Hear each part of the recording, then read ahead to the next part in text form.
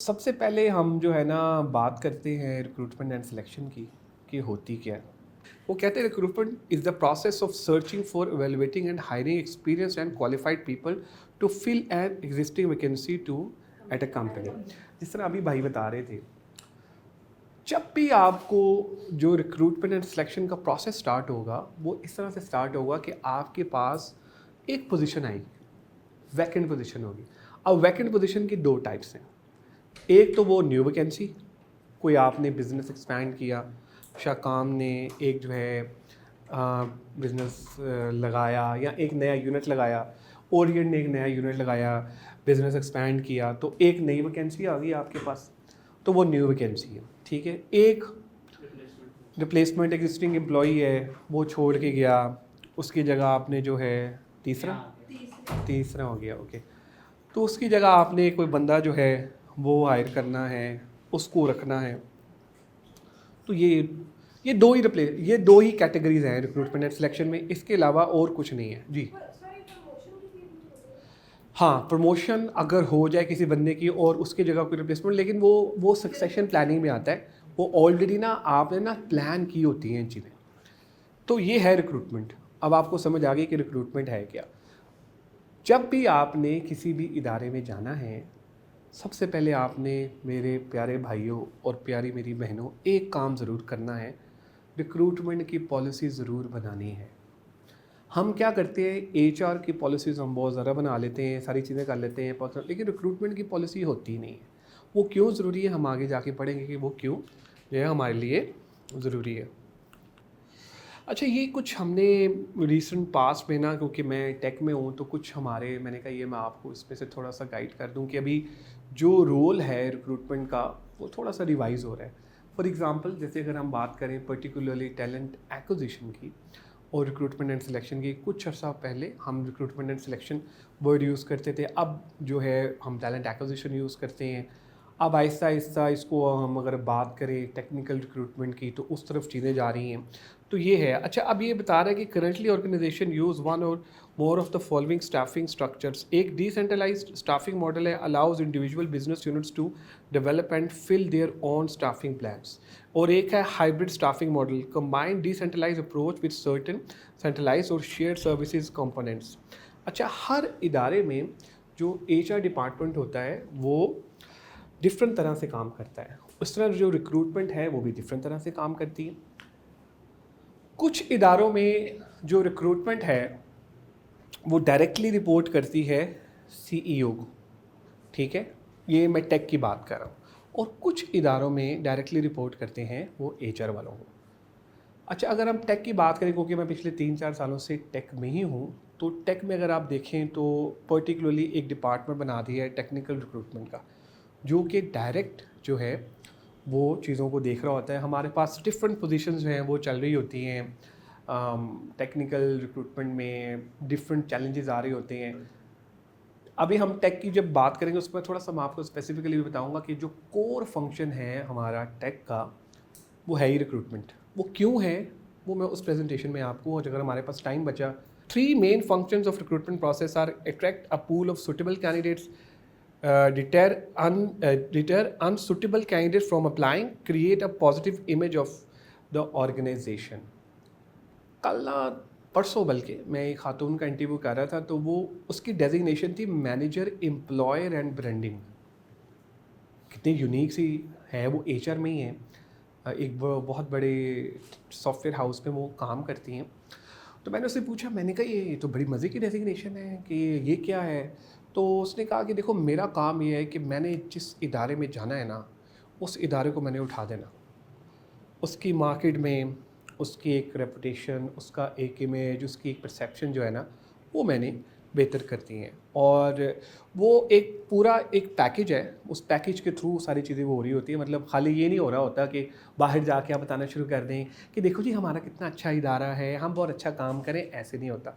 वो पूरी HR policies बनती हैं जिसके ऊपर आप एम्प्लॉय को, रिटेंशन पॉलिसीज़ होती हैं, वो उसके ऊपर जाके फिर आप उसे अप्लाई करते हैं।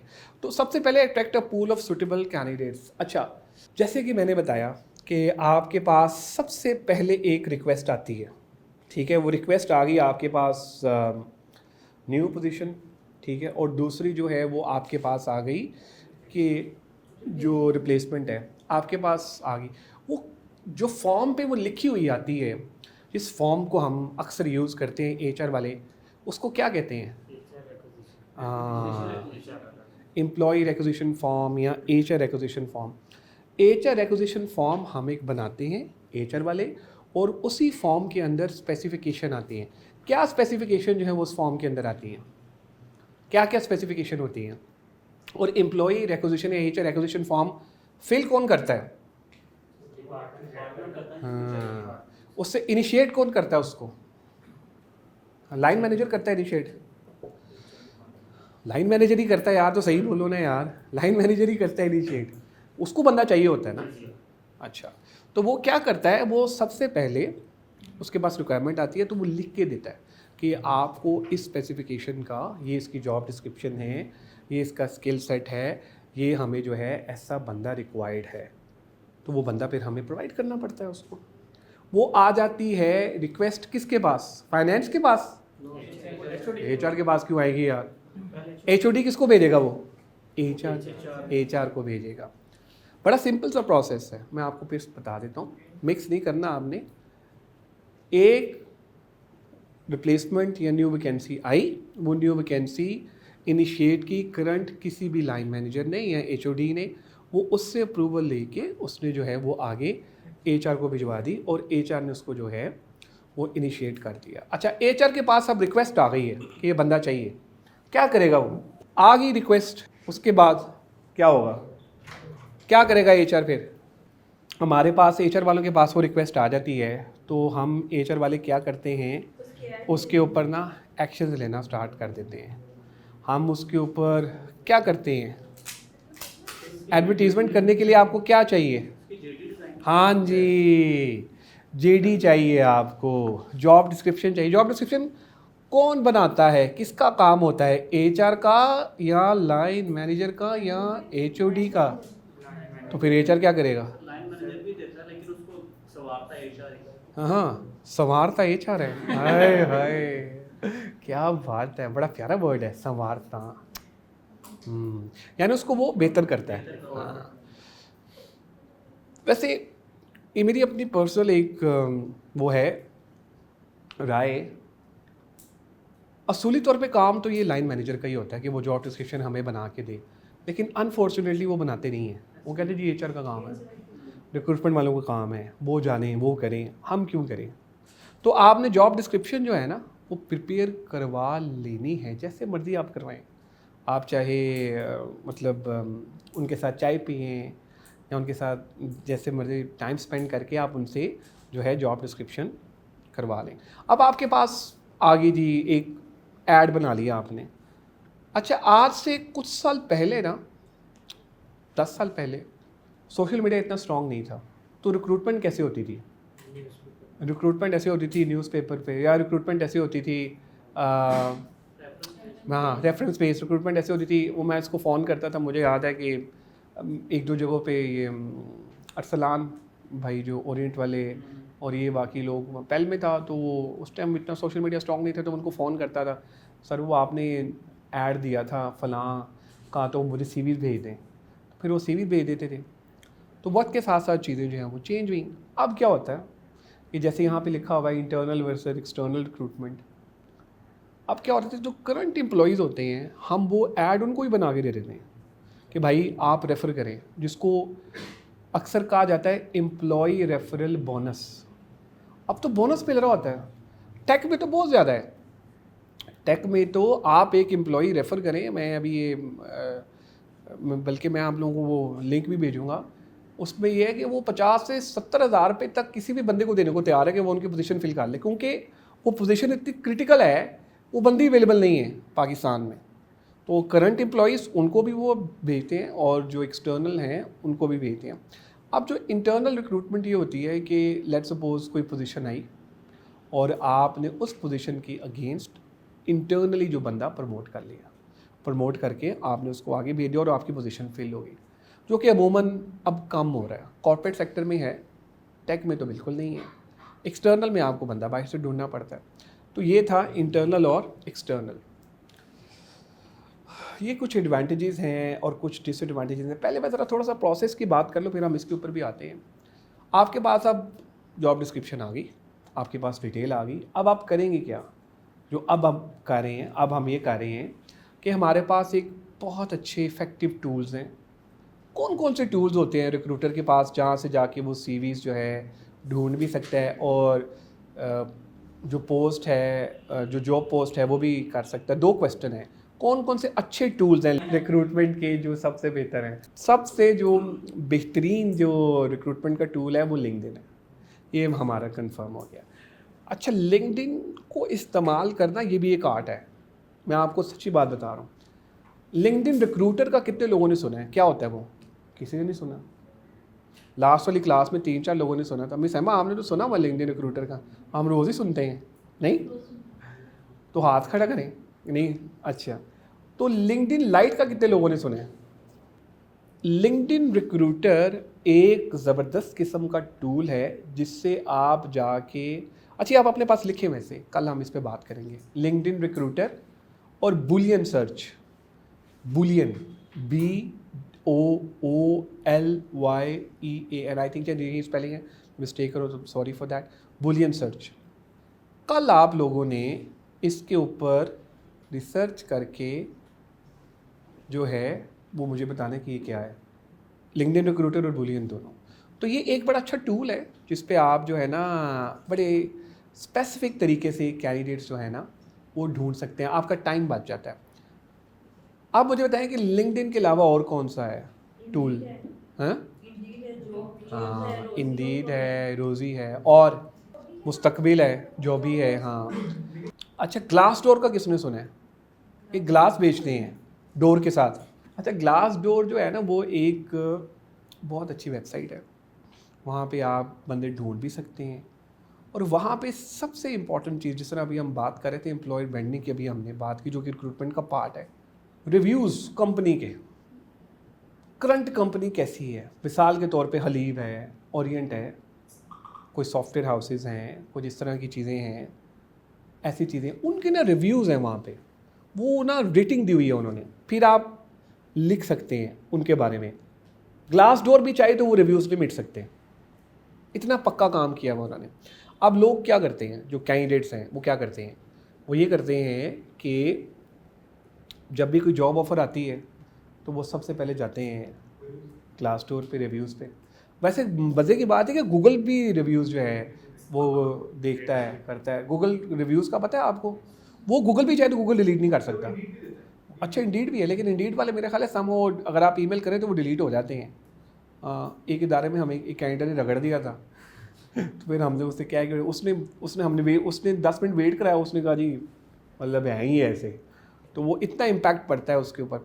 तो वो रिव्यूज़ बड़े इंपॉर्टेंट होते हैं, वो रेटिंग्स बड़ी इंपॉर्टेंट होती हैं। आप जब अप्लाई करते हैं तो लोग जो हैं वो अमूमन क्या होता है, अमूमन ये होता है कि कैंडिडेट जब अप्लाई कर रहा होता है तो वो फ़ोन पे ना कहता है अच्छा किस कंपनी से आप? जी फलान कंपनी से है, दोबारा बताइएगा ज़रा, इस कंपनी से। वो सामने लैपटॉप पे बैठ के ना खोल रहा होता है रिव्यूज़। हाँ, मैं भी इसी तरह करता हूँ वैसे। तो वो सारे रिव्यूज़ देख रहा होता है और बता रहा होगा अच्छा जी।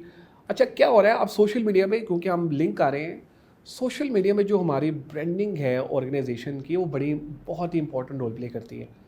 उसमें कितने लाइक्स हैं, कितने व्यूज़ हैं, कितने मतलब लोगों के कमेंट्स हैं, कितने फॉलोअर्स हैं, ये पूरा पार्ट है रिक्रूटमेंट का। हम मिस करते हैं इन चीज़ों को। हम ये कहते हैं सोशल मीडिया वाला देखेगा, हाँ हाँ, वो कितने एक्टिव हैं, इनएक्टिव हैं, तो ये चीज़ें जो है ना, हाँ, तो ये चीज़ें जो हैं वो वहाँ पर एज ए पैकेज जो है ना वो देखी जाती हैं। तो आपका भी जब ऐसा हो तो वो मुझे पता है कि सोशल मीडिया या मार्केटिंग डिपार्टमेंट देख रहा होगा, तो आपने उनको पुश करना है कि यार ये जो है एम्प्लॉयर ब्रांडिंग के पॉइंट ऑफ व्यू से आप एक्टिविटीज़ कराते थे। एम्प्लॉयर ब्रांडिंग ये नहीं है मैंगो पार्टी, ये नहीं है कि एप्पल पार्टी, ये नहीं है कि पार्टी पार्टी, ऐसा कुछ नहीं है।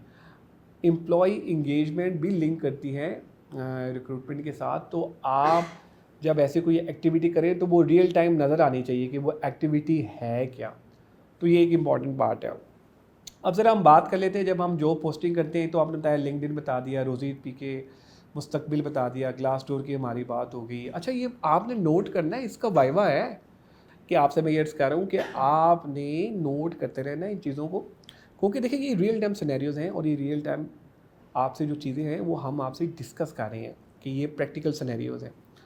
आपके पास अब आ गई, अब आपको चैनल्स का पता चल गया कि आपने जो है वो यहाँ पे चीज़ें जो है ना वो करनी है और आपने पोस्टिंग करनी है। अब मुझे ये बताइए कि सोशल मीडिया के प्लेटफॉर्म और कौन कौन से होते हैं जहाँ पर हम जॉब पोस्ट कर सकते हैं? एक बड़ा इंपॉर्टेंट है हाँ, व्हाट्सएप ग्रुप होते हैं, हाँ। एक सवाल है आप लोगों से, क्योंकि मैं तो खुद अल्हम्दुलिल्लाह very well active on social media. कौन सा ऐसा प्लेटफॉर्म है जहाँ पे कैंडिडेट फ़ौरन रिप्लाई करता है? सर जो जॉब ग्रुप होते हैं व्हाट्सएप स्टेटस वगैरह जो होते हैं स्टेटस पे भी रिप्लाई करते हैं लोग, व्हाट्सएप पे, हाँ उस पे भी है। बहुत जल्दी। कौन सा ऐसा जो सोशल मीडिया पे एक प्लेटफॉर्म है, आप हैरान होंगे, ये गूगल की रिसर्च है जो मैं आपको बताऊंगा। पहले मैं कुछ और सोचता था, लेकिन जब मैंने वो रिसर्च देखी गूगल पे तो मुझे बड़ी हैरानी हुई कि यार ऐसे ही है। अब होता है इंस्टाग्राम भी है, स्नैपचैट भी है, और ट्विटर है, फेसबुक है, लिंक्डइन है, इस तरह हमारे जो जॉब पोर्टल्स हैं। तो एक ऐसा प्लेटफॉर्म है जिस पे कैंडिडेट फ़ौरन रिप्लाई करता है, लेकिन हमने सबसे कम हायरिंग वहाँ से की है। हायरिंग हम वहाँ से करते ही नहीं, कम हायरिंग करते हैं। OLX नहीं यार, मैंने पूछा है रिस्पॉन्स टाइम सबसे ज़्यादा कैंडिडेट का कहाँ होता है? वो होता है फेसबुक पे। मैं आपको मिसाल दे देता हूँ। देखिए, हमें ना बहुत ज़ोर से ना फेसबुक आया होता है, लिटरली बता रहा हूँ, मैं आपको बता रहा हूँ ना, लिटरली आया। लिंक्डइन नहीं आया होता हमें बहुत ज़ोर से, हमें इंस्टाग्राम जो है वो नहीं आया होता, ना स्नैपचैट, फेसबुक आया होता है। 10 मिनट के बाद ऐसे खोला फेसबुक, 15 मिनट के बाद दोबारा से एक ज़ोर से एक और आया, तो हमने कहा यार फेसबुक, तो हम फेसबुक देखते हैं। तो कैंडिडेट भी जो है ना उसको भी ज़ोर से आया होता है फेसबुक, तो वो भी जो है फटाफट कैंडिडेट जो है वो देखता है। अच्छा, मैंने पहले सोचा लिंक्डइन जो है ना वो सबसे बेस्ट है, मतलब रिस्पॉन्स टाइम, लेकिन नहीं, ऐसा नहीं है। फेसबुक पे सबसे जल्दी रिस्पॉन्ड आता है आपको क्वेरीज का, क्योंकि लोग सबसे ज़्यादा देखी वो रहे होते हैं और एक्टिव होते हैं। तो ये ज़रा जहन में आपने रखना है कि ये क्या है। अच्छा जी, अब ज़रा थोड़ी सी एक्टिविटी स्टार्ट कर लें, हम आगे भी चलते हैं, बड़ा टाइम पड़ा है हमारे पास। तो हाँ, क्वेश्चन फेसबुक पे तो मोस्टली फेक भी तो होते हैं। हाँ, ये वो पैसे ले मिस्टर लेते हैं और बातें लगाते यहाँ पर हैं। तो बंदे फेक हैं, वो तो खाली फेसबुक है। वो तो ये तो आपको मिलेंगे, लिंक्डइन पे भी हैं, सोशल मीडिया पे भी, लिंक्डइन पे भी। अच्छा, ये ना बड़ा डिफ़िकल्ट होता है, लोग बड़े हमारे यहाँ ना बड़े फ़नकार लोग हैं, तो इस तरह से उन्होंने प्रोफाइल्स बनाई होती हैं। जो फेक रिक्रूटर्स हैं वो भी आ रहे होते हैं, वो भी चीज़ें चल रही होती हैं, उनकी पर्सपेक्टिव भी, इट इज़ वेरी डिफ़िकल्ट। लेकिन समहाउ कहीं ना कहीं आपको अंदाज़ा हो जाता है उनकी बात करने के स्टाइल से, और सम टाइम कई दफ़ा तो बड़े बड़े अल्लाह माफ़ी दे हादसात भी हुए, लेकिन बचत भी होगी समहाउ। तो कुछ ना आपको ना प्रोफाइल्स के साथ साथ कुछ उनके साथ डिस्कशन हो रही होती है ना, तो आपको अंदाज़ा, जैसे फेक कॉल्स आती हैं ना बेनज़ीर इनकम सपोर्ट के नाम से, कुछ और कॉल्स आती हैं, इसी तरह इंटरव्यू की कॉल्स आपको आ रही होती हैं फेक, तो आपको ना पता चल जाता है कि यार ये क्या है। वो डिपेंड है, 3-4 हैं वो भी, ज़रा we running out of time. अच्छा, अब ज़रा हम वापस टॉपिक की तरफ आते हैं। मुझे आपने ना एक डिफरेंस बताना है कि इसमें डिफरेंस क्या है जो मैं वर्ड लिखने लगा हूँ, हायरिंग और ये है रिक्रूटमेंट का। तो आप लोगों ने मुझे बता दिया, ये दोनों सेम है ना? नहीं, डिफरेंस है, क्या डिफरेंस है इन दोनों में? अच्छा, रिक्रूटमेंट क्या होती है कि किसी भी, हाँ बता दो, मिक्स ना करो, पहले से सुन लो। रिक्रूटमेंट जो होती है ना, वो होती है कि आप कैंडिडेट्स को अट्रैक्ट कर रहे होते हैं, एक पूल बना रहे होते हैं। और हायरिंग में क्या कर रहे होते हैं? हायरिंग में कोई पोजीशन, जैसे पोजीशन अभी हो क्या रहा है, जैसे मिस ने भी एक वर्ड यूज़ किया जी, हम हायरिंग करते हैं, हम रिक्रूटमेंट करते हैं। दोनों में फ़र्क समझने की ज़रूरत है, क्योंकि हम लोग ना फिलबदी में चीज़ें जो है ना वो बोल जाते हैं, लेकिन टर्म्स जो है ना वो डिफरेंट होती हैं। तो there is a difference between recruitment and hiring. Recruitment में आप एक जो है अट्रैक्ट कर रहे होते हैं, कैंडिडेट्स को पूल बना रहे होते हैं। हायरिंग में आप पोजीशंस को क्लोज कर रहे होते हैं, यानी वैकेंट पोजीशन आपके पास होती है। जैसे हमने अभी डिस्कस किया कि 2 तरह की वैकेंट पोजीशन है, एक है न्यू रिप्लेसमेंट और एक है जो न्यू वैकेंसी, और एक है रिप्लेसमेंट किसी बंदे की। तो ये आपने जहन में रखना है। अच्छा, अब मैं एक और चीज़ लिखने लग रहा हूँ, जो टर्म्स की भी हमने बात की, ये है एक्टिव कैंडिडेट, पैसिव कैंडिडेट। क्या फ़र्क है इन दोनों में, किसको पता है? एक्टिव से क्या मुराद है? जो कहीं ना कहीं जॉब कर रहा हो। पे रोल में आप हाँ, ये टर्म कितने लोगों ने पहले सुनी है एक्टिव कैंडिडेट और पैसिव कैंडिडेट की? दो तरह की टाइप्स होती हैं कैंडिडेट्स की जो कि मार्केट में अवेलेबल है हमेशा से। वन इज़ एक्टिव कैंडिडेट जो कि जॉब ढूंढ रहे हैं, ठीक है, जो जॉब ढूंढ रहे हैं, आप उनको अप्रोच करेंगे, वो आपको फ़ौरन रिस्पॉन्ड देंगे, वो है एक्टिव कैंडिडेट। एक है पैसिव कैंडिडेट, सोया हुआ है, वो क्या कहते हैं, सुत्ता पट्टी, उसको जॉब की ज़रूरत नहीं है, आपने उसको अप्रोच करना है, आपने उसको पर्क्स एंड बेनिफिट्स के थ्रू, डिफरेंट स्ट्रेटजीज़ के थ्रू, रिक्रूटमेंट की, एचआर की, उसको आपने अट्रैक्ट करना है, उसको आपने कहना है आप इंटरव्यू के लिए आएँ। एक्टिव कैंडिडेट को आप कहेंगे इंटरव्यू के लिए आए, वो आ जाएगा, पैसिव नहीं आएगा, क्योंकि उसको जॉब की ज़रूरत नहीं है। वो सेट, हाँ वो टैलेंटेड है और आपकी रिक्वायरमेंट है। जैसे टेक में हम बात करें तो मेजोरिटी हमारी पैसिव कैंडिडेट है जिनको जॉब की ज़रूरत नहीं है। ये नहीं कि उनको जॉब की ज़रूरत नहीं है, जॉब की ज़रूरत है, लेकिन उनके पास अपॉर्चुनिटीज़ इतनी ज़्यादा हैं कि वो पैसिव कैंडिडेट बन गए। तो ये आपने टर्म्स याद रखनी है, active candidate and passive candidate. कल को कोई रिक्रूटमेंट में पूछे आपसे कि यार आप कौन सा कैंडिडेट जो है वो सर्च कर रहे हैं, तो आप उनको बता सकते हैं। आप ये भी कह सकते हैं उनको, जब कोई लाइन मैनेजर एचओडी के सर देखें पैसिव कैंडिडेट है वो, तो हम तो उसको लेकर आ रहे हैं, जो कि अक्सर हम लेकर भी आ रहे होते हैं। तो ये चीज़ें आपने जहन में जो है वो रखनी है।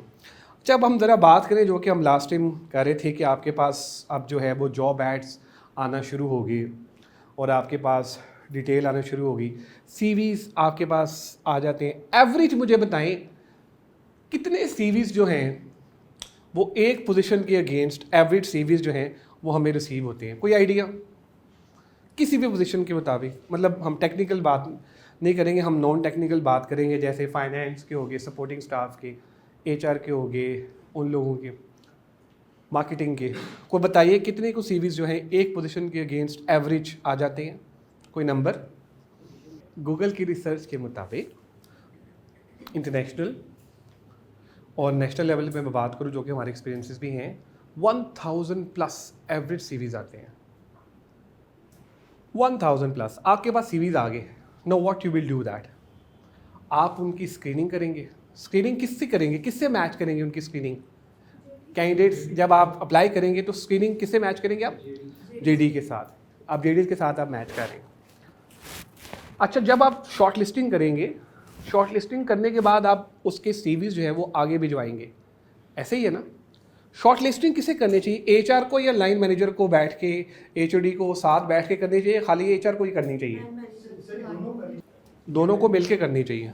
टेक्निकल जो एस्पेक्ट है वो जो है भाई वो हायरिंग मैनेजर जो है ना आपका, जो एचओडी है, वो ये कहते हैं यार मेरा काम ही नहीं है, एचआर जाने, आप लोग जाने, मैं क्यों करूं?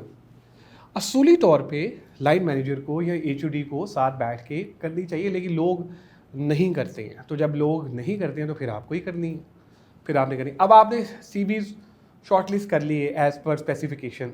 अच्छा, मैं सिर्फ आपसे ये अर्ज़ कर रहा हूँ, मेरे भाइयों तुम, मैं सिर्फ ये अर्ज़ कर रहा हूँ कि जब आपके पास सीवीज़ का पूल आ गया और आपने सीवी शॉर्टलिस्टिंग कर ली, स्क्रीनिंग कर दी, मिल के लाइन मैनेजर के साथ, ये पूरा प्रोसेस है रिक्रूटमेंट का, लाइन मैनेजर के साथ आपने मिल के कर ली। Now what you will do that, एक इम्पॉर्टेंट हम एक्टिविटी करते हैं इंटरव्यू की।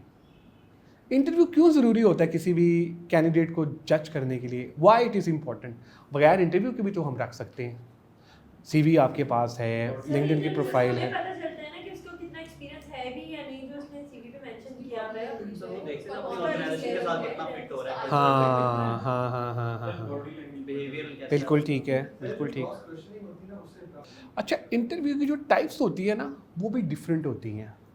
एक खाली आप 1-on-1 सेशन करते हैं, कई दफ़ा ग्रुप डिस्कशन होती है, कई दफ़ा पैनल डिस्कशन होती है, तो कई दफ़ा बिहेवियरल बेस्ड इंटरव्यूज़ जो है ना वो डिस्कशन होते हैं। हमने बिहेवियरल बेस्ड पे मैंने बड़ा अच्छा एक लेक्चर किया था एक यूनिवर्सिटी में, थोड़ा सा आपको लुबे-लुबाब उसका बता देता हूँ, वो भी हमारी रिक्रूटमेंट का पार्ट है, लेकिन इट्स अ लॉन्ग प्रोसेस। हम कभी टाइम मिला आने वाले वक्त में तो हम ज़रूर उस पर बात करेंगे। बिहेवियरल बेस्ड इंटरव्यू ना बड़े ज़बरदस्त होते हैं, उसमें ना कैंडिडेट ना आपके सामने ना आ जाता है, आपको पता चल जाता है कि ये क्या है। बिहेवियर बेस्ड इंटरव्यू में आप लोगों को सिचुएशंस देते हैं। अब ये नॉर्मल इंटरव्यू नहीं होता, हाँ सिनेरियो बेस्ड होता है। नॉर्मल इंटरव्यू नहीं होता कि जी tell me about yourself, अच्छा what's your family, tell me about your background, what's your strength weakness, ऐसा नहीं होता। एक मैं एग्जांपल आपको देता हूँ एक क्वेश्चन की, फिर हम आगे इस टॉपिक को लेके चलेंगे जो रिक्रूटमेंट एंड सिलेक्शन का है। एक क्वेश्चन है अमूमन जो पूछा जाता है बिहेवियर बेस्ड इंटरव्यू में। मैं एक इदारे की हायरिंग कर रहा था, तो वो पाकिस्तान में इदारा ना लॉन्च हो रहा था, यहाँ पे इंटरनेशनल एक MNC थी, वो यहाँ आ रही थी।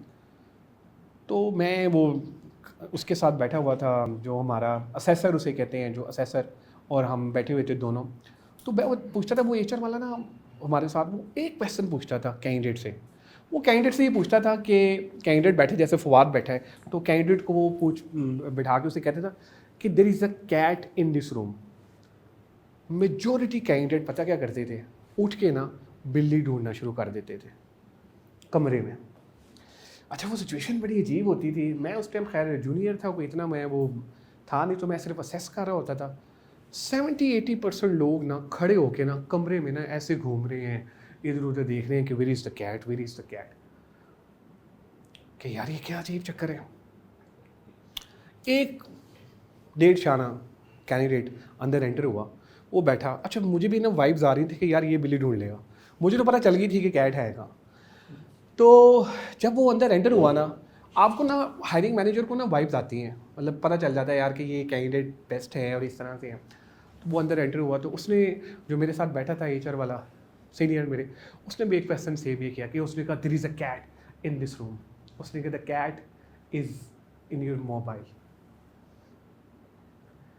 वो मोबाइल ऐसे पड़ा हुआ था सामने और कैट उसके अंदर थी। अब कैंडिडेट क्या कर रहे थे, पूरा कमरा ढूंढ रहे हैं, बिल्ली नहीं मिल रही। क्या मेन इशू क्या था, मेन रीज़न क्या थी कि वो देखना चाह रहे थे कैंडिडेट की अटेंशन टू डिटेल, कि यार ये कितना और रिस्पॉन्स कैसे करता है वो ऐसे सिचुएशन में।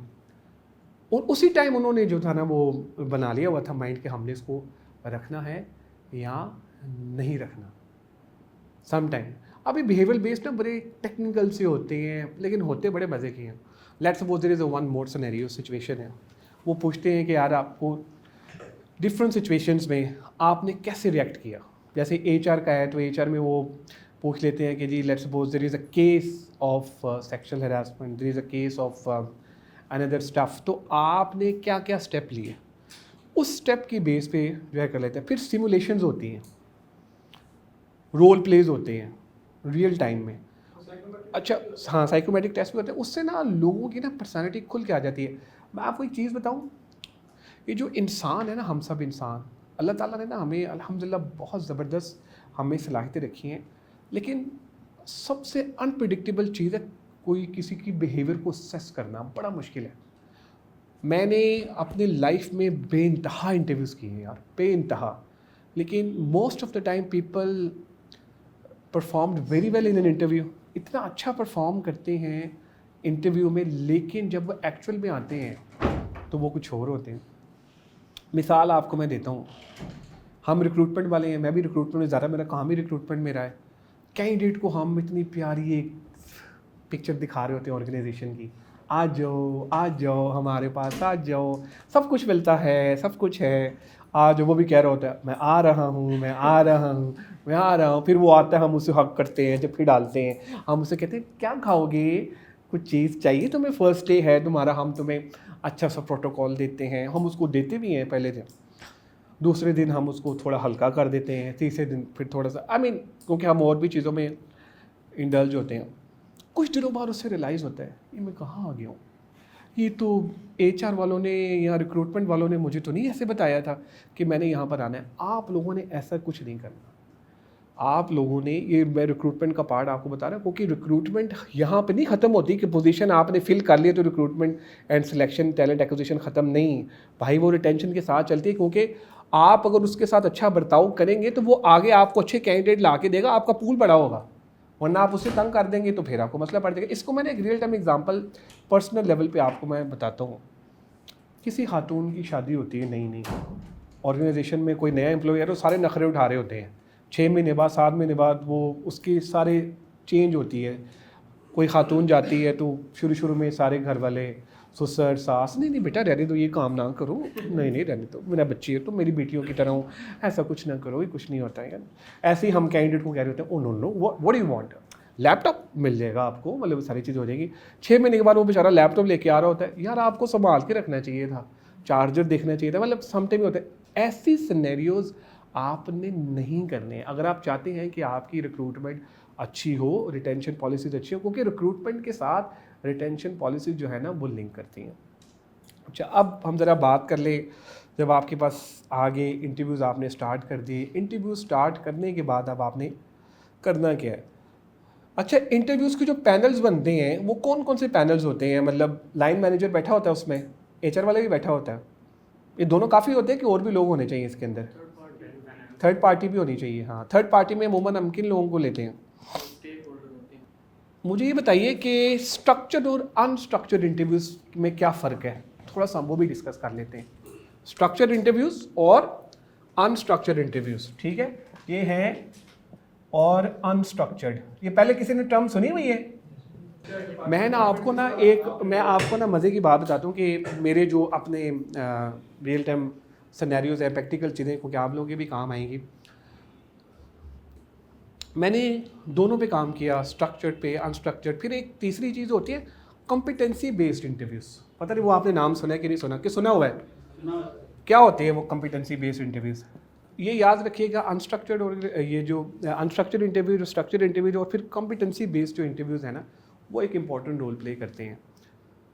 अब मैं आपको क्वेश्चंस बताता हूँ कि बड़े अजीब से questions out of the way जाके हम क्योंकि अनस्ट्रक्चर्ड इंटरव्यूज़ कर रहे होते हैं। पाकिस्तान में ना 2 तरह के इदारे काम कर रहे हैं, मैं अक्सर पहले भी कह चुका हूँ, आज फिर दोबारा कहता हूँ। एक होती है स्ट्रक्चर्ड ऑर्गेनाइजेशन, और मैंने लास्ट लेक्चर में ही बताया था अनस्ट्रक्चर्ड ऑर्गेनाइजेशन। स्ट्रक्चर्ड ऑर्गेनाइजेशन बड़ी कंपनीज़, उनकी पॉलिसीज़ बनी हैं, प्रोसीजर्स बनी हैं, वो आपको चीज़ें स्ट्रक्चर्ड के मुताबिक मिलेंगी।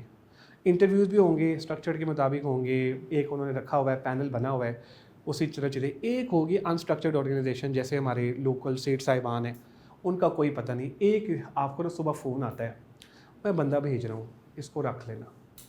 फिर HR बेचारा नुमाना वो कहता है कि ठीक है, आप बंदा भेज रहे हैं, हम उसको रख लेते हैं। समहाउ HR वालों ने भी जो नौकरी करनी होती है, लेकिन ऐसा करना नहीं चाहिए।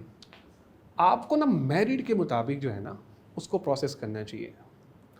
तो अनस्ट्रक्चर्ड ऑर्गेनाइजेशन में आपको चैलेंजेस ज़्यादा आएंगे, क्योंकि वहाँ पे पॉलिसीज तो बनी नहीं, प्रोसीजर्स बनी नहीं। इसलिए मैंने आपको कहा कि रिक्रूटमेंट एंड सिलेक्शन की हमने जो आज लेक्चर के बाद कल हमने जो करना है, उसके ऊपर हमने पॉलिसीज और प्रोसीजर्स पे काम करना है, हमने पॉलिसी बनानी है। ले जी, अब अनस्ट्रक्चर्ड इंटरव्यूज़ के क्वेश्चंस क्या होते हैं? Are you married? आप अकेले आई हैं? आप क्या लेने आए हैं? अच्छा, मैं ना एक चीज़, मैं मज़े की ना बात बताता हूँ। तो एक कैंडिडेट था, टॉप टियर की यूनिवर्सिटी थी, तो उसके साथ हम इंटरव्यू कर रहे थे। तो हमने उससे पूछा कि अनस्ट्रक्चर्ड ऑर्गेनाइजेशन में ऐसे ही होता है अमूमन। हमने पूछा आप क्या लेने आए हैं? कहते नौकरी। अच्छा ठीक है, दैट्स ग्रेट। तो मतलब इस तरह क्या आंसर, जैसा सवाल वैसा जवाब। तो बात यह है कि ये आपको पूछे कि भाई वो नौकरी लेने आया है ना, मतलब और कुछ करने तो नहीं आया। तो इस तरह डिफरेंट क्वेश्चंस होते हैं कि जो आप जो है उनके साथ कर रहे होते हैं। अच्छा, कई दफ़ा जो इंटरव्यूअर होता है ना, वो बहुत सख्त इंटरव्यू करता है, और कई पोजीशंस की डिमांड भी होती है कि आपको करनी चाहिए। लेकिन मेरा ख्याल ये है कि जो इंटरव्यूज़ हैं स्ट्रक्चर्ड ज़रूर होने चाहिए, लेकिन इनफॉर्मल उस पर आपको रहना चाहिए, ताकि कैंडिडेट खुल सके, वो आपको अच्छे तरीके से इंफॉर्मेशन दे सके। अब जैसे मिसाल के तौर पे मेरी पर्सनालिटी का एक पार्ट है कि मैं फ्रेंडली हूँ, एक्सट्रोवर्ट हूँ, फ्रेंडली हूँ, मुझे बोलने का बड़ा शौक़ है, मैं बोलता हूँ। तो अब तो वैसे मैंने कम कर दिया बोलना, अल्हम्दुलिल्लाह। तो बेगम ने कहा था कि कम बोला करो, तो मैंने अब कम कर दी है। तो एक यही उसकी बात मानी, वैसे बाकी तो नहीं मानी। तो फिर ये हुआ कि मतलब आप जब फिर बोलते हैं, चीज़ों को आप करते हैं, तो वो बेहतर तरीके से जो है वो आहिस्ता फिर आप सीखते हैं। तो मैंने फिर इंटरव्यूज़ में ये चीज़ें मैंने एसेस की कि क्या है। लोग सख्ती बड़ी करते हैं, मतलब इंटरव्यू होता है उसका, मेरा स्टाइल है वेरी फ्रेंडली। उस पर होता है ये कि कैंडिडेट खुल जाता है, वो फ्रेंडली हो जाता है, और उसको पता चलता है मुझे तो ये इन्फॉर्मेशन चाहिए होती है। तो मैं उसके साथ फिर रिलैक्स जब होता हूँ, वो और बेहतर तरीके से बोलता है तो मुझे फिर ऐसी इन्फॉर्मेशन मिल जाती है जो कि मुझे ट्रिगर करती है। मिसाल के तौर पे, और कई दफ़ा मेरे कैंडिडेट्स जो मेरे दोस्त भी हैं, मतलब मैं उनके साथ हेल्प मुझे ये मिलती है कि मेरी पोजीशंस कभी कोई रुकती नहीं है। मतलब कोई मसला होता है तो कैंडिडेट को मैं कहता हूँ यार इस तरह से है तो आप मुझे नेटवर्किंग के थ्रू या इस तरह से आप कोई रेफ़र करते हैं, वो मुझे रेफ़र कर देते हैं क्योंकि फ्रेंडली एक है। तो ये रिक्रूटमेंट खाली ये नहीं होती कि आप कैंडिडेट को इंटरव्यू करके ऑन बोर्ड कर रहे हैं। भाई कैंडिडेट के साथ आपका स्ट्रॉन्ग रिलेशनशिप है या नहीं है। कुछ चीज़ें ना कॉन्फिडेंशियल होती हैं। जैसे मैं एक रिटेल और सेल्स ऑर्गेनाइजेशन में इंटरव्यूज़ कर रहा था, तो वहाँ पे ना नंबर्स बड़े कॉन्फिडेंशियल हैं, सेल्स कितनी है, ये सारी चीज़ें कितनी हैं। लोग ना ऐसी एक्टिविटीज़ करते हैं, कोई इन्फॉर्मेशन चाहिए होती है कंपाइटर से बुला के उसको इन्फॉर्मेशन ले लेते हैं, सीईओ से बुला उसको जो है मिलवा देते हैं बाकी लोगों से। हाँ, लेकिन आई थिंक वो नहीं होने चाहिए। उससे ये होता है कि इम्पैक्ट बड़ा बुरा पड़ता है। अगली दफ़ा आपके पास रियल टाइम एक पोजीशन निकल आएगी, वो बंदा आएगा नहीं आपके पास, फिर आप क्या करेंगे? क्या करेंगे आप? फिर आप वेट ही करेंगे ना कि भाई कोई और आए। एक्चुअल में आपके ये सारे प्रोसेस के अंदर सबसे most important thing is that your credibility organisation की, वो इम्पॉर्टेंट है, उसको कहीं हिट ना पड़े। जो रिक्रूटर होता है ना, रिक्रूटर वो फ्रंट फेस है भाई, उसी से आके मिलना है लोगों ने। मैंने जितने भी अपने कॉन्टेक्ट्स बनाए हैं ना, नेटवर्किंग की है एज ए रिक्रूटर ही की है। और मैं ये समझता हूँ कि मेरी अपनी पर्सनल लाइफ, मेरा पर्सनल एक्सपीरियंस है कि अगर आप रिक्रूटमेंट में हैं तो आपकी नेटवर्किंग मस्ट होनी चाहिए और टॉप की नेटवर्किंग होनी चाहिए, क्योंकि आपकी नेटवर्किंग जितनी होगी एज ए रिक्रूटर उतनी जल्दी आप पोजीशन फिल कर सकेंगे। तो जब आप इंटरव्यूज़ कर लेते हैं, अब इंटरव्यूज़ करने के बाद आपने बंदे फाइनल कर लिए, बंदे आपने फाइनल कर लिए कि अब हमने इनको है क्या करना है। इंटरव्यूज़ के बाद आप क्या करते हैं? ऑफ़र प्लेस करते हैं। Recommendations complete हाँ, ऑफ़र से पहले एक काम होता है जो बड़ा इम्पोर्टेंट होता है, negotiate और वो रेफरेंस चेक। Reference check. आप में से कितने लोग हैं जो रेफरेंस चेक करते हैं? हाथ खड़ा करें। शकाम रेफरेंस चेक नहीं करता? करता है? तुमने हाथ नहीं खड़ा किया, मुंह खड़ा कर दिया है। अच्छा, रेफरेंस चेक करते हैं? जी सर। अच्छा, मुझे बताइए कि रेफरेंस चेक में क्या होता है? सर कितने लोगों से आप रेफरेंस चेक करते हैं? 3 अच्छा देखिए, जब आप ऑफ़र किसी को करवाने लगे ना तो रेफरेंस चेक बड़ा इंपॉर्टेंट रोल प्ले करता है। उसकी रीज़न ये है कि कैसा एम्प्लॉय आप रख रहे हैं जो आपके ऑर्गेनाइजेशन में। जैसे मैंने आपको बताया कि बड़े बड़े फ़नकार लोग हैं, आपकी सोच से ज़्यादा हैं। मतलब ऐसे बैठे होते हैं कि ऐसे लगता है कि ऐसे लग रहा होता है कि यार इसको अभी ऑफ़र प्लेस कर दो, अभी इसको ऑफ़र दे दो। लेकिन एक्चुअल में जब आप आते हैं तो भी पता चलता है रेफरेंस चेक से ना आपको अंदाज़ा होता है यार कि इसका बैकग्राउंड कैसा है, ये किसी कोई प्रॉब्लम में तो नहीं रहा, वहाँ कोई इशू तो नहीं क्रिएट करके आया, किसी के साथ कोई पंगा तो नहीं करके आया, कोई मसला तो नहीं करके आया, कोई पैसों का गबन तो नहीं है, कोई और इशू तो नहीं है, कोई ऐसी चीज़ कोई इदारे में उसने वापस करनी थी वो नहीं करके आया। अच्छा, फाइनल सेटलमेंट जब किसी भी एम्प्लॉय की अगर अच्छी तरीके से हुई है ना, तो इसका मतलब है कि सब चीज़ें ठीक हैं। ये आपने जब ऑफ़र करवानी है तो आपने करंट एम्प्लॉयर्स उससे ये पूछना है कि इसका फाइनल सेटलमेंट हो गया था। एक ना क्लियरेंस सर्टिफिकेट मिलता है उस बंदे को, वो क्लियरेंस सर्टिफिकेट होता है। क्लियरेंस सर्टिफिकेट के बाद यार अब हमारी तरफ से मतलब ये ठीक है, ओके, हाँ, कोई चीज़ इसकी जो है ना वो बाकी शाकी नहीं है, तो आपने वो चेक करना है। दूसरा, सैलरी स्लिप्स बड़ी इंपॉर्टेंट है। आपने नहीं देते तो आपने उनसे लेनी है। 3 मंथ्स की आपने सैलरी स्लिप्स लेनी है जब भी एक बंदे से आपने ऑन बोर्डिंग करनी है, लाजमी। सर लेकिन नहीं देते। नहीं, वो देंगे आपको जब आप उनसे तरीके से मांगेंगे ना, जिसको ज़रूरत होती है ना जॉब की। देखिए, एक्टिव कैंडिडेट तो आपको फ़ौरन रिस्पॉन्ड करेगा, पैसिव कैंडिडेट से आपने निकलवाना है। अब कैंडिडेट्स को ना हैंडल करने के तरीके भी हैं, वो भी मैं आपको भी बताऊंगा कि उसको कैसे हैंडल करना है, आपने कैसे मैनेज करना है, कौन सी बात करनी है, कौन सी नहीं करनी, ताकि वो ऑफेंड ना हो या उसके जहन में ऐसी चीज़ें ना आएँ। और फ्रेश ग्रेजुएट्स के लिए, वो फ्रेश ग्रेजुएट्स के लिए इंपॉर्टेंट है। जो बाकी जो लोग हैं मैं उसके लिए आपको आगे बताता हूँ। अच्छा देखिए, सैलरी स्लिप्स आपने उससे 3 महीने की मांग ली, वो आपने उससे लेनी है।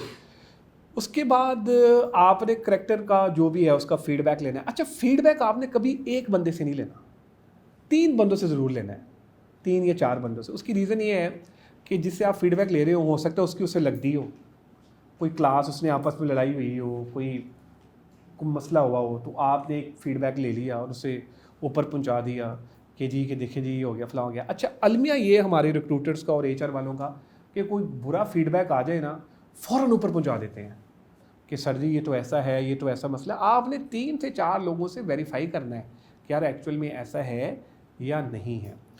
उसके बाद आपने ना उस बंदे से डॉक्यूमेंट्स में एक्सेप्टेंस ऑफ रेजिग्नेशन वो मंगवाना है। एक्सेप्टेंस ऑफ रेजिग्नेशन का पता क्या होती है? कि ना ये टर्म सुनी हुई है पहले कि नहीं सुनी हुई? क्या होती है ये?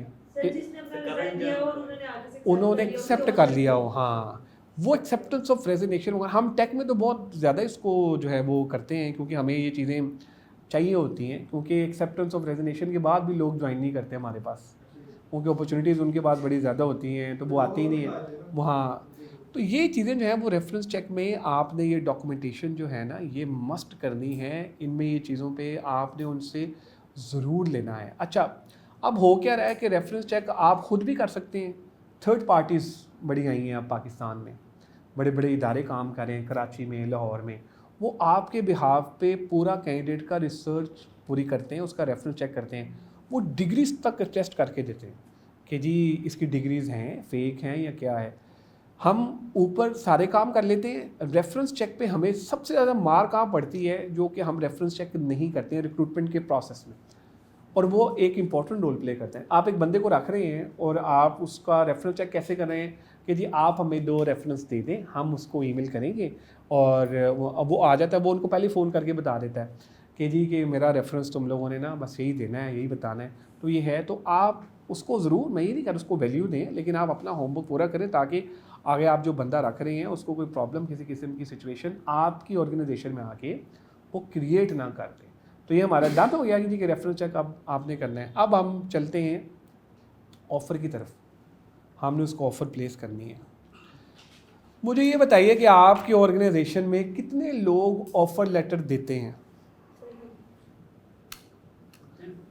ऑफ़र लेटर देते हैं ऑफ़र करते हुए, और कितने लोग ऑफ़र लेटर नहीं देते?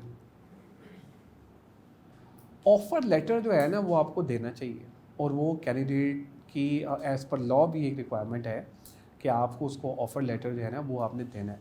ऑफ़र लेटर में क्या लिखा होता है? ये चीज़ हम दे रहे हैं। अपॉइंटमेंट लेटर और ऑफ़र लेटर में फ़र्क क्या है? अच्छा, जो अच्छे इदारे हैं ना वो तो ऑफ़र लेटर देते हैं। जो कुछ ऐसे इदारे, जैसे मैंने आपको बताया कि अनस्ट्रक्चर्ड ऑर्गेनाइजेशंस जो हैं वो कुछ जगहों पे अनस्ट्रक्चर्ड की बजाय बल्कि हम अनऑर्गेनाइज्ड ऑर्गेनाइजेशंस वर्ड यूज़ कर लें तो ज़्यादा मुनासिब रहेगा, वहाँ पे ऑफ़र लेटर नहीं देते। ऑफ़र लेटर वो देते क्यों नहीं है?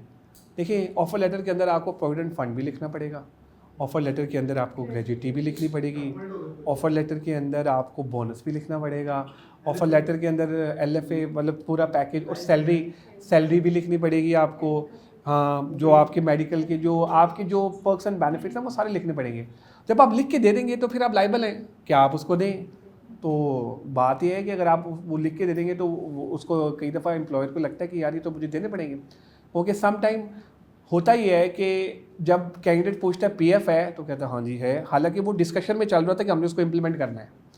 तो ये चीज़ें जो है ना वो एक बीइंग रिक्रूटर आपका एक सबसे कोर रोल ये है कि जो सच है वो आपने उसको बताना है, ताकि कल को कोई प्रॉब्लम, कोई सिचुएशन आपके लिए और आपके इदारे के लिए क्रिएट ना हो। एक चीज़ आप जहन में रखिएगा, अच्छी हायरिंग आप करेंगे ना तो जो अच्छा हायर जो आएगा वो तकरीबन 100 लोगों को बताएगा, ठीक है। अगर आप हायरिंग ऐसी कर लेंगे और उसका एक्सपीरियंस बैड रहेगा तो वो 3000 लोगों को बताएगा। अच्छी बात वो 100 लोगों को बता रहा है, बुरी बात जो अगर उसके साथ एक्सपीरियंस बुरा हुआ है तो वो 3000 लोगों को बुलाएगा और बताएगा कि यार देखो जी ये इन्होंने मेरे साथ ये किया, मेरे साथ वो किया। इसलिए मैं कहता हूँ कि recruitment is the most important role in HR। लोग मुझे कहते हैं हंसन नज़र क्योंकि तुम रिक्रूटमेंट के एक्सपर्ट हो तो तुम इसको ये कहते हो। मैं उनको कहता हूँ नहीं, जैसे मैंने अभी आपको पहले बताया कि सही टाइम पे सही जगह पे आप एक बंदा ला दें और उनको दे दें तो आपकी आसान है और आपको कोई मसले मसाइल है नहीं। तो जी ऑफ़र लेटर आपने दे दिया, ऑफ़र के बाद अब आप उसको फ़ोन करते हैं और उसको कहते हैं कि जी आप हमें कब ज्वाइन करेंगे, ऐसे ही है। वो क्या कहता है, 1 मंथ का नोटिस होता है अमूमन हर जगह पे। उस 1 महीने के अंदर हम कैंडिडेट से कितनी दफ़ा रब्ता करते हैं? सच बताना मुझे, बिल्कुल सच। जब वो नोटिस पीरियड दे रहता है कितनी दफ़ा रब्ता करते हैं? सर 1 से 2 बार। 1 से 2 बार नहीं करते हम, 3-4 दफ़ा। आप नहीं करते हैं? सर नहीं कर सकते। अच्छा, मैं आपको बताऊं कि हो क्या रहा है, यहाँ होता ये है कॉर्पोरेट में, टेक में तो हम बहुत ज़्यादा करते हैं। जब वो 1 मंथ का नोटिस आपको दे देता है ना, तो आप वीक में ना 1 से 2 दफ़ा उसको फ़ोन ज़रूर करें। उसको ये लगे कि वो इंगेज है, उसको ये लगे कि यार ये वाकई मतलब कोई मुझे इंपॉर्टेंस दे रहे हैं ये। हम टेक में क्या करते हैं, टेक में ना हम उसके साथ ना शॉर्ट टर्म कॉन्टैक्ट कर लेते हैं महीने का। उसे हम कहते हैं घंटों के हिसाब से हम तुम्हें पैसे दे देंगे, ताकि वो इंगेज रहे। फिर हमारे कोई इवेंट्स चल रहे होते हैं, बर्थडे आ रही है, कोई और मतलब आ रहा है, कोई इवेंट आ रहा है, हम कहते हैं आ जाओ यार आ जाओ। वो इस तरह इंगेज रहता है। अच्छा, मैं तो, मेरा ख्याल है कि मेरी टीम को पता ही है कि मैं तो बहुत ज़्यादा इंगेज उनके साथ रहता हूँ, लिंक्डइन पे भी और कैंडिडेट्स के साथ कि यार क्या चल रहा है, किस तरह से हमें हमारी तरफ से कोई सपोर्ट चाहिए। सम टाइम होता है लोगों का नोटिस पीरियड 2 महीने का होता है, 3 महीने का होता है, तो पोजीशन आपने जल्दी फिल करनी होती है। तो पोजीशन फिल करने पे एक साइन अप बोनस होता है। नाम सुना हुआ इसका कि नहीं सुना हुआ? नहीं पता? नहीं पता? हाँ, अच्छा, एक नई चीज़ है, सुन लेना। आज क्या क्या सीखा हमने? एक्टिव और पैसिव कैंडिडेट हमने सीख ली है, ठीक है। रिक्रूटमेंट एंड सिलेक्शन का प्रोसेस हमने सीखा है कि क्या है। उसके बाद हमने स्ट्रक्चर्ड अनस्ट्रक्चर्ड देख लिया है। उसके बाद हमने कॉम्पिटेंसी बेस्ड इंटरव्यू की बात की, बिहेवियर बेस्ड इंटरव्यू की बात की। अब हम बात करेंगे साइन अप बोनस। अब हो ये साइन अप बोनस होता क्या है, क्या भला चीज़ है ये? जो रिक्रूटमेंट में एक प्रोसेस है, उसका पार्ट है। देखें, एक कैंडिडेट को आपने ऑफ़र कर दिया और उसको कहा कि तुमने ना हमें ज्वाइन करना है। उसने कहा जी 1 महीने का नोटिस पीरियड मैंने सर्व करना है, मैं ज्वाइन करूँगा। क्लाइंट से मुझे मिल रहे हैं 10,000 रुपये, $10,000। तो मैं क्लाइंट को कहता हूँ कि यार मैं इसको जल्दी लेके आना चाहता हूँ, मुझे ना साइन अप बोनस देना है इसको। कहेगा अच्छा ठीक है। तो मैं क्या करूँगा कि लेट्स सपोज उसकी सैलरी है कैंडिडेट की 3 लाख रुपए। तो मैं उसे कहूँगा कि तुम अगर हमें ज्वाइन जल्दी कर लेते हो तो हम तुम्हें 50% of the salary, let's suppose, तुम्हें साइन अप बोनस दे देंगे। सैलरी के साथ तुम्हें ना 3 लाख के अलावा 1.5 लाख रुपए और मिलेगा अगर वो जल्दी कर लेता है। 3-4 दिनों में, 1 डे भी कर सकता है, 3-4 दिनों में। सिर्फ 1 टाइम, इट्स वन टाइम, बार बार तो नहीं दे सकते ना, 1 टाइम। लेकिन ये एग्रीड, कई दफ़ा लोग जो हैं वो ये करते हैं कि जी साइन अप बोनस एक ही दफ़ा होता है। साइन अप बोनस है तो आपको यही समझ आ रहा है कि साइन करेगा तो वो बोनस आप दे देंगे। बोनस आप उसको देंगे जब पहली सैलरी डिसबर्स होगी। मेरी बहन, यहाँ तो हमें टेक में तो मुसीबत पड़ी होती है। हम यहाँ पर तो अच्छी सीट हो, बुरी सीट हो, हम तो उनको कह रहे होते हैं कि हमें ज्वाइन करो, क्योंकि यहाँ पे हमें लोग नहीं मिल रहे होते। ये फवाद काम कर रहा है, मिस साइमा हैं टेक में, मैं हूँ टेक में। हमारे यहाँ तो वो ख्वाब में भी हमें पोजीशंस आ रही होती हैं, मन आ रहा होता है, ROR आ रहा होता है, मतलब आप इंजॉय करते हैं। मैं तो खैर इंजॉय करता हूँ। रिक्रूटमेंट वैसे ही मुझे बड़ी पसंद है और अल्हम्दुलिल्लाह known as a good recruiter market में माशाल्लाह। तो मैं तो इन्जॉय करता हूँ। टफ़ पोजीशंस आ जाती हैं तो हम उसको फिल करते हैं। तो मैं पर आपको बता रहा हूँ कि साइन अप बोनस ये होता है। तो कंपनीज़ क्या करती हैं, उनको साइन अप बोनस दे देती हैं कि यार हमें जल्दी ज्वाइन कर लो। और मज़े की बात है कि लोग ज्वाइन कर लेते हैं। और कुछ केसेस में ऐसा भी हुआ कि साइन अप बोनस हमने उनको दे भी दिया, लेकिन अच्छी ऑफर्स आ गई। क्योंकि कुछ जगहों पे ना आपके पास रिसोर्सेज जो है ना वो बड़ी लिमिटेड है, सप्लाई का और डिमांड का इशू है। तो ये आप अपने जहन में रखनी है कि जी आपने ऑफ़र लेटर दे दी, ऑफ़र लेटर के बाद आपने कैंडिडेट के साथ राब्ते में रहना है। उसके बाद आप राब्ते में रहेंगे तो उसके बाद फिर आपने उसकी ज्वाइनिंग करानी है। अच्छा, ज्वाइनिंग कौन कराता है, HR वाला या रिक्रूटर जो होता है वो करवाता है? HR। अच्छा, और रिक्रूटर वाला उसकी हेल्प करता है, डॉक्यूमेंटेशन सारी प्रोसेस करता है। फर्स्ट ईयर ना उसकी ओरिएंटेशन हो रही होती है। ओरिएंटेशन बड़ा इंपॉर्टेंट रोल प्ले करती है, ये आपने ज़रा जहन में रखना है कि ओरिएंटेशन जो है जब आप उसकी करवाते हैं, पहले दिन आपने उसको सारी चीज़ें सही बतानी है कि क्या हो रहा है, ऑर्गेनाइजेशन कैसे काम करती है और क्या प्लसेस हैं, क्या माइनसेस हैं। माइनसेस तो नहीं बताने उसको, प्लसेस ही बताने हैं कि क्या प्लसेस हैं और आपने बता देना कि यार फॉर एग्जांपल आपने उसको पूरे ऑफिस का एक टूर कराना है। ऑफिस की टूर के बाद आपने उसको बताना है कि देखो ये हमारा मतलब फॉर एग्जांपल अगर आपका किचन है, कोई मेस है, तो आपने उसको बताना है कि देखो ये मेस है, इस तरह से है। तो ये चीज़ें आपने उसको फैसिलिटेट करना है।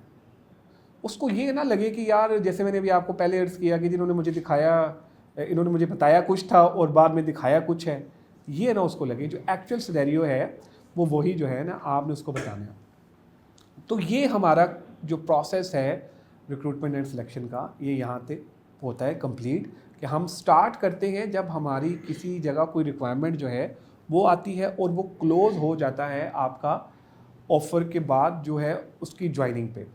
उस पूरे प्रोसेस में आपने उसके साथ जो है ना वो राब्ते में रहना है कैंडिडेट के साथ, ये इंपॉर्टेंट है। अच्छा एक सवाल और डिफरेंट सिनेरियोज़ पे, जब हम कोई भी पूल बनाते हैं ना, पूल जनरेशन एक अहम रोल प्ले कर रहा होता है रिक्रूटमेंट के अंदर। आपने जब भी पूल बनाना है ना तो हर पोजीशन के अगेंस्ट है ना कम से कम 4 से 5 कैंडिडेट एज ए बैकअप ज़रूर रखते हैं, एज ए बैकअप। एक बंदे ने ज्वाइन नहीं किया, नो इश्यूज़, दूसरा होना चाहिए। दूसरे ने ज्वाइन नहीं किया, तीसरा होना चाहिए। आपने बैठ के ना लाइन मैनेजर से एक पूरा ना डैशबोर्ड बनाना है। उस डैशबोर्ड में क्रिटिकल पोजीशंस आइडेंटिफाई कर लेनी कि कौन सी हैं, जिनके बगैर हमारा गुजारा ही नहीं है। प्रोडक्शन मैनेजर गुजारा ही नहीं है, उसका आप इंटरव्यू करने जा रहे हैं, कुछ देख रहे हैं, तो 3 से 4 लोग आपने जो है ना वो शॉर्टलिस्ट लाजमी करने हैं। हमारे साथ क्या होता है, जब हम अभी भी मैं टेक में हूँ तो लोग ऑफ़र एक्सेप्ट करके ना नहीं आते। ऑफ़र जिस दिन उन्होंने ज्वाइन करना होता है उनका फ़ोन बंद हो जाता है, मसले मसाइल पड़ जाते हैं, उनको जो है कोई अल्लाह ना करे किसी की डेथ हो जाती है, वो उसी टाइम होती है, उसी टाइम कोई मसला हो जाता है, तो वो चीज़ें चल रही होती हैं। तो हमने इसका ना एक तोड़ निकाला, सोल्यूशन हमने ये निकाला कि हमने ना बैकअप्स जो है ना वो रखना स्टार्ट कर दिए, उससे हमें हेल्प मिली। अच्छा बैकअप्स पे कितनी देर तक बैकअप रह सकता है, वो उसने भी तो बेचारे ने कहीं ना कहीं अप्लाई करना है ना। तो हमने ये किया कि एक तो हमने उनके साथ कम्युनिकेट करना स्टार्ट ज़्यादा कर दिया, हम उनके साथ कम्युनिकेशन हमने बेहतर की। उसके बाद हमने जो है उनको ये मतलब अपने इवेंट्स पे बुलाना शुरू कर दिया, हमारे इवेंट्स पे वो आए भी, चीज़ें भी बेहतर चलती रहीं। तो ऑफ़र वाले दिन एक कैंडिडेट ने हमें ज्वाइन नहीं किया, उसके बाद क्लाइंट तो नहीं वेट कर सकता ना 1 महीना, और हमने फिर दूसरे कैंडिडेट को ज्वाइन करवाया और ऑफ़र करा दी, और वो उसने फिर एक्सेप्ट ही कर लिया। तो आप जब भी इस तरह का सीन हो और इस तरह की आपकी चीज़ें चल रही हो, तो आपने बैकअप जो है ना वो ज़रूर मेंटेन करना है। अच्छा एक और बड़ी अहम चीज़ है, वो है हायरिंग लीड टाइम। कितने लोगों ने सुना हुआ है? अच्छा बोलना नहीं अभी तुमने, ज़रा आपने भी सुना हुआ है हायरिंग लीड टाइम? आपने भी सुना हुआ है। हायरिंग लीड टाइम ये होता है कि एक पोजीशन को आपने कितने दिनों में क्लोज किया है, हायरिंग लीड टाइम। हाँ, टर्न अराउंड टाइम जिसको हम कहते हैं, हायरिंग लीड टाइम कहते हैं कि कितनी देर में आपने इस पोजीशन को क्लोज किया। जो ये वेरी करता है कि आपने ना ऑर्गेनाइजेशन टू ऑर्गेनाइजेशन और पोजीशन टू पोजीशन ना ये वेरी करता है। टर्न अराउंड टाइम भी कहते हैं उसको, बिल्कुल टर्न अराउंड टाइम होता है ये, हायरिंग लीड टाइम होता है जिसके। अच्छा गूगल आपको ये कहता है, गूगल की जो रिसर्च है वो ये कहती है कि पर पोजीशन आपको 30 डेज़ या 45 डेज़ रिक्वायर्ड है। 45 डेज़ गूगल आपको ये कहता है, जो रिसर्च इंटरनेशनल रिसर्च बताती है। लेकिन पाकिस्तान की रिसर्च ये कहती है कि कुछ घंटों में पोजीशन फिल कर दो। वो आके सीईओ आपको कहता है हसन ये 2 घंटे में ना ये इंटरव्यू करवा देना। फिर 2 घंटे में इंटरव्यू कैसे हो सकती है? अच्छा हसन ऐसा करो कि कल इसको ना ज्वाइन करवा देना, इसका तो इंटरव्यू नहीं हुआ है। वो ऐसी फरमाइशें आती हैं क्योंकि ये हमारी अपनी रिसर्च है, लोकल रिसर्च है। तो इसमें एक चीज़ जो है ना वो इस तरह से आ रही होती है। लेकिन स्टैंडर्ड टाइम जो है, क्योंकि देखिए उसमें नोटिस पीरियड देना होता है, उसमें और बाकी सारी चीज़ें बीच में करनी होती हैं, नेगोशिएशन कई दफ़ा वो कर रहे होते हैं, आप नेगोशिएशन कर रहे होते हैं। कैंडिडेट कई दफ़ा फ़ोन नहीं उठाता, उसका मूड नहीं होता फ़ोन उठाने का, क्योंकि आप उसको अप्रोच कर रही हैं, उसकी कोई लाइफ में कोई प्रॉब्लम चल रही होते हैं। लेकिन सेठ साहब तो कह रहे होते हैं कि जी आपने पोजीशन फिल नहीं की। सबसे ज़्यादा खुश जो होता है ना जिस दिन कैंडिडेट ज्वाइन करता है वो रिक्रूटर होता है। मैं आपको सच्ची बता रहा हूँ, उसको खुशी हो रही होती है कि यार देखो यार मैंने इतनी मेहनत की है, वो बंदा जो है ना वो आ गया। और सबसे ज़्यादा दुखी भी रिक्रूटर होता है जिस दिन वो फ़ोन बंद कर देता है ना ज्वाइनिंग वाले दिन। और खैर मैं तो यूज़ टू हो गया हूँ, तो हमारे साथ तो बहुत दफ़ा हुआ ना कि ऑफ़र हमने की कैंडिडेट को और उसने फ़ोन बंद कर दिया, तो मैं तो अब यूज़ टू हो गया। लेकिन हमने उसका बैकअप प्लान हमने सोच लिया था कि हमने इस तरह ही करना है। लेकिन जो आपको लाइन मैनेजर एचओडी कहता है ना यार एचआर करता कुछ नहीं है, उसको आप ये कहें यार कि सबसे ज़्यादा खुशी एचआर को होती है जिस दिन आपका बंदा आ जाता है। क्योंकि देखिए हमारा तो केपीआई है ना कि हमने पोजीशन फिल करनी है, चाहे वो 30 डेज़ में हो, 45 डेज़ में हो। अब लोगों को ना 45 दिन बड़े लगते हैं। भाई देखो बात यह है कि आपने कोई पोजीशन अनाउंस करनी है, उस पोजीशन को अनाउंस करना है, उसके पीछे पूरा होमवर्क है भाई। आपने एड्स देनी है, आपने पूल इकट्ठा करना है, आपने सोर्सिंग करनी है, आपने स्क्रीनिंग करनी है, आपने इंटरव्यू स्केड्यूल करनी है। इंटरव्यू स्केड्यूल करने के बाद फिर आपने आगे उसकी मजीद स्केड्यूलिंग करनी होती है। इंटरव्यू स्केड्यूल करने में आपको वक्त पड़ जाता है, क्यों भला? आपने इंटरव्यू स्केड्यूल करना है, वो बंदा नहीं अवेलेबल जिसके साथ आपने इंटरव्यू स्केड्यूल करना है। आपका टर्न अराउंड टाइम 30 दिनों का है, वो गया हुआ है कराची पार्टी करने, वो गया हुआ है कराची कॉन्फ्रेंस अटेंड करने। वो तो जब आपकी वो मंथली बिजनेस वो मीटिंग होनी है, मंथली रिव्यू होना है, तो उसमें कह दिया आपने तो ये 30 दिनों के अंदर की नहीं, तो आप उसमें तो नहीं कह सकते ना कि आपका सीनियर जो है वो तो कराची गया हुआ था जिसके साथ आपने इंटरव्यू करवाना था। तो समटाइम सिचुएशन सिनेरियोज आ रहे होते हैं आपकी लाइफ में, आपने उसको भी एड्रेस करना होता है। मैंने ये किया कि मैंने ना उसको ना डॉक्यूमेंट करना स्टार्ट कर दिया। सबसे बेहतरीन नहीं है हायरिंग लीड टाइम, क्योंकि देखिए in the end you are responsible for this. आपका हायरिंग लीड टाइम आपके ऊपर अकाउंटेबिलिटी है कि आप अगर पोजीशन फिल नहीं करते, उन्होंने नहीं कहना इंटरव्यू स्केड्यूल नहीं हुआ था या ये मसले मसाइल थे या इश्यूज़ थे, उन्होंने कहना यार आपने नहीं किया। तो सबसे बेहतरीन इसका सोल्यूशन ये है कि आप उसे डॉक्यूमेंट करें, अपडेट करते रहें और लोगों को बताते रहें कि यार देखें this is the main reason जिससे हमारा ये डिले हुआ। अब हम थोड़ी सी बात कर लेते हैं कि जो रिक्रूटमेंट एंड सिलेक्शन है, इनमें कैसे मज़ीद आप बेहतर जो है वो कर सकते हैं। फॉर एग्ज़ाम्पल ATS का नाम आपने सुना होगा। ATS क्या होता है ये? हाँ, कितने लोग एप्लीकेंट ट्रैकिंग सिस्टम यूज़ कर रहे हैं? अच्छा, ATS होता है एप्लीकेंट ट्रैकिंग सिस्टम, ठीक है। अब मिसाल के तौर पे हमने एक्सेल पे फाइल्स बनाई होती हैं, एक्सेल पे फाइल्स बनी होती हैं और उस पर ये लिखा होता है कैंडिडेट नेम, कैंडिडेट का एक्सपीरियंस, किन किन की ऑर्गेनाइजेशन में इसने काम किया है, रेलेवेंट इसका एक्सपीरियंस है या नहीं है, आगे मतलब मज़ीद चालू क्वालिफिकेशन उसकी आ रही होती है, यूनिवर्सिटी आ रही होती है, ये शॉर्ट लिस्ट हुआ है कि नहीं हुआ, किस तरह से जो भी स्टेटस आ रहा होता है। अब इंटरनेशनल लेवल पे और नेशनल लेवल पे भी हमारे कुछ बहुत अच्छे सॉफ्टवेयर हाउसेज हैं जो कि अपना उन्होंने सिस्टम बना लिया है। और वो क्या करते हैं, आपने इंटरव्यू स्केड्यूल करना है तो वो डिफरेंट कार्ड्स चल रहे होते हैं। जैसे हमने जोहू का भी बात की, मनाटल एक बड़ा अच्छा ATS है। सो जो कैंडिडेट की जो ट्रैकिंग हो रही होती है ना, वो सारी की सारी ATS पे हो रही होती है। मतलब आप लॉगिन करते हैं और कैंडिडेट का नाम लिखा हुआ आ जाता है कि ये कैंडिडेट, उसका CV भी वहाँ पड़ा होता है।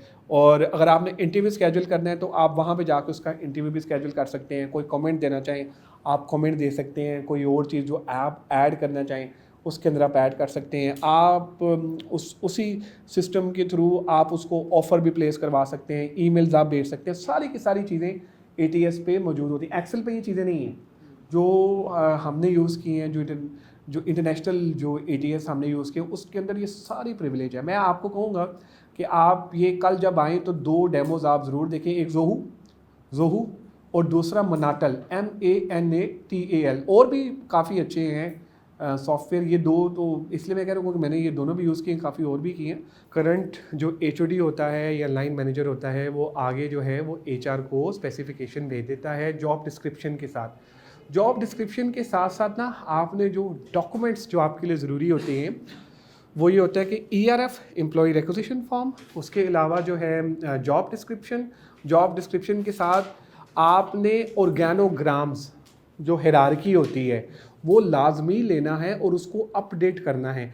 फॉर एग्ज़ाम्पल अगर कोई बंदा छोड़ के गया है तो वो जो ऑर्गेनोग्राम में जो बॉक्स बना होता है उसके अंदर आपने डालना है वैकेंट पोजीशन का, और जब वो पोजीशन फिल हो जाती है तो उसको फिर फिल करना है ताकि वो ऑर्गेनोग्राम आपका अपडेट रहे। ये ऑर्गेनोग्राम आपने HOD के साथ मिलके उसकी रजामंदी के साथ ये चीज़ें बनानी है। तीसरी चीज़ जो इम्पॉर्टेंट होती है इस पूरे प्रोसेस पे, जिस तरह मैंने आपको भी बताई, एक दफ़ा दोबारा रिपीट करता हूँ, HR बजटिंग भी बड़ी इंपॉर्टेंट है। हमारी बजटिंग होती है रिक्रूटमेंट की, हेड काउंट की, कि यार देखो ये हमारा जो हेड काउंट है ये इसके मुताबिक इस साल हमने ये एक्सपेंशन करनी है, इतने हमें बंदे चाहिए, इस मंथ में हमने हायरिंग करनी है, ये हमारा हायरिंग का प्लान है जो कि आपने लाइन मैनेजर के साथ या HOD के साथ बैठ के डिस्कस करना है। जून जुलाई में मोस्ट प्रॉबली ये जो है वो HR बजटिंग का पार्ट होता है। पूरी कॉस्टिंग होती है कि एम्प्लॉय हमें कितने का पड़ेगा। कॉस्टिंग खाली ये नहीं होती कि खाली हाँ, पूरा पैकेज होता है, उसकी गाड़ी उसके अंदर शामिल होती है। कॉम्पेन बैन वाले ये जो HR में होते हैं ना, कॉम्पेन बैन का जो एक पार्ट है, ये रिक्रूटमेंट के साथ मिलके पर एम्प्लॉय कॉस्ट निकालते हैं कि यार ये क्या हमें एक बंदा कितने का पड़ता है। तो वो कॉस्ट जो है वो बजटिंग में, HR बजटिंग में सारी की सारी वो आ जाती है। उसमें उसके पर्क्स एंड बेनिफिट्स हैं, उसकी मतलब जो भी गाड़ी आप उसको दे रही हैं, ये इसके अलावा जो भी आप उसको फैसिलिटेट कर रही हैं, तो उसके अंदर ये सारी चीज़ें शामिल हो जाती हैं। उसके बाद क्या होगा, हमने फिर इंटरव्यूज़ की बात की कि स्ट्रक्चर्ड इंटरव्यूज़ होते हैं, अनस्ट्रक्चर्ड इंटरव्यूज़ होते हैं, रिक्रूटमेंट का पूल होता है। जो रिक्रूटमेंट का पूल हम डिफरेंट फॉरम्स के थ्रू जो है वो हम जमा करते हैं। फॉर एग्ज़ाम्पल हम लिंक्डइन के थ्रू जाते हैं, हम जो है सोशल मीडिया प्लेटफॉर्म्स हैं, फेसबुक है, रोज़ी है, इंडीड है, ग्लासडोर की आज हमने बात की, ग्लासडोर पे रिव्यूज़ होते हैं। हमने गूगल पे बात की, गूगल की रिव्यूज़ होते हैं जो कि एक रिक्रूटर जब हायर करता है तो जो कैंडिडेट्स हैं वो वहाँ पर आके उनको जो है वो देखते हैं। फिर हमने ये बात की कि अनस्ट्रक्चर्ड और स्ट्रक्चर्ड ऑर्गेनाइजेशन में रिक्रूटमेंट के प्रोसेसेस जो है वो कैसे होते हैं। पॉलिसीज़ बनी होती हैं, HR की रिक्रूटमेंट की पॉलिसीज़ बनी होती हैं स्ट्रक्चर्ड ऑर्गेनाइजेशन में, क्योंकि स्ट्रक्चर्ड ऑर्गेनाइजेशन बाहर से सारी ऑपरेट कर रही होती है तो वहाँ से उनको पॉलिसीज़ बन कराई होती है, यहाँ पर आपने इम्प्लीमेंट करना होता है। अनस्ट्रक्चर्ड ऑर्गेनाइजेशन में पॉलिसीज़ आपने खुद बनानी होती हैं और उसको इम्प्लीमेंट भी आपने खुद करवाना होता है। तो आपने क्या करना है, इन चीज़ों पे आपने ज़रा ध्यान रखना है। जो आज हमने बात की उसको मैं फिर रिपीट कर रहा हूँ कि उसके बाद ऑफ़र लेटर की हमने बात की। हमने ये भी कहा कि ऑफ़र लेटर कुछ जगहों पे मिलते हैं, कुछ जगहों पे ऑफ़र लेटर जो हैं वो नहीं मिलते। हमने रीजंस भी डिस्कस किए। उसके बाद हमने एक्टिव कैंडिडेट की भी बात की कि एक्टिव कैंडिडेट क्या होता है, पैसिव कैंडिडेट क्या होता है, इन दोनों में क्या फ़र्क होता है, ये भी आपने अपने जहन में रखना है। उसके बाद हमने जो है कॉम्पिटेंसी बेस्ड इंटरव्यूज़ की बात की, बिहेवियरल बेस्ड इंटरव्यू की बात की। तो बिल्ली आपने याद रखनी है, जो कैट है, कैट इन द रूम, तो याद रखना। तो जब भी कोई आपको ऐसा कोई सवाल आ जाए तो आपने फिर जवाब वही देना है जो कि मैंने आपको एक्चुअल बताया। अटेंशन टू डिटेल बड़ी ज़रूरी है। तो वो जिस तरह हमने बात की बिहेवियरल बेस्ड इंटरव्यू में आप कैंडिडेट को असेस कर सकते हैं, जज कर सकते हैं और उनको आप फिर एज़ पर जो स्टैंडर्ड है, हर पोजीशन का स्टैंडर्ड ना डिफरेंट होता है। तो आप हर बंदे को एक तरह से जज नहीं करते क्योंकि कॉम्पिटेंसीज डिफरेंट है ना, उसका कॉम्पिटेंसी फ्रेमवर्क डिफरेंट है। तो आपने कॉम्पिटेंसी वाइज जो है वो उनके इंटरव्यूज़ कंडक्ट करने होते हैं, फिर आप उसका एनालिसिस करते हैं, उसके बाद आप उनको ऑन बोर्ड करते हैं। तो ये आज तक की जो हमारी फाइंडिंग्स थी ये थी। उसके बाद कल हम ज़रा बात करेंगे टेक का HR और नॉन टेक का HR, इसमें क्या फ़र्क है, उसमें रिक्रूटमेंट किस तरह से चलती है, कैसे हम रिक्रूटमेंट को लेके चलते हैं, और खाली टेक्निकल रिक्रूटमेंट जो है ना वो क्यों है, बाकी जो फंक्शन हैं वो क्यों नहीं, और टेक्निकल रिक्रूटमेंट किस तरह से होती है उस पर हम कल बात करेंगे।